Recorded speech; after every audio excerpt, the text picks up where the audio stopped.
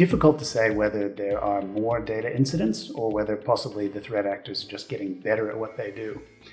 Stronger, better attacks, more cover for the attacks that they make, hiding their tracks, and a better success rate in taking the information that they want to hold ransom in order to recover that payment from the organization.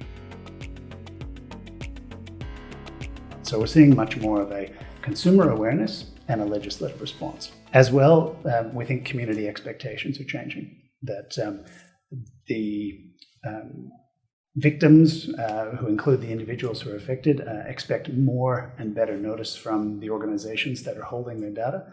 They expect more from more custodianship and safeguardianship of the data that's being held, and they want to know what they can do practically if that information gets published into the world. We see that regulation and compliance obligations are growing.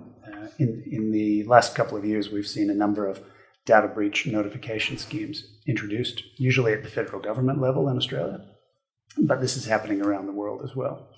And I'll just highlight a couple of those new schemes that have come into existence recently.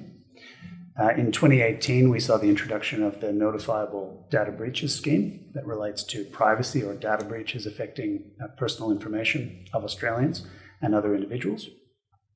As well, the Corporations Act includes a notification obligation on Australian financial services license holders to let the regulator, ASIC, know if there is a breach or non-compliance with their license obligations. More recently, there have been significant amendments to the Security of Critical Infrastructure Act that relates to critical assets, in particular sectors of the Australian economy. And that scheme in particular has a very short data breach notification or suspected data incident notification timeframes, measured in hours or a few days rather than the 30-day timeframe, for example, under the Privacy Act.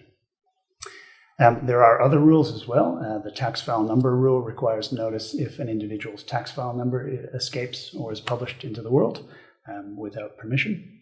And additionally, the My Health Record legislation has notification obligations around medical records.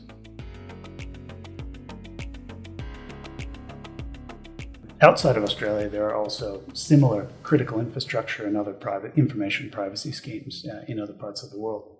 So if your business is doing business not just in Australia but internationally, then you may have multiple schemes that you need to consider when evaluating your compliance obligations.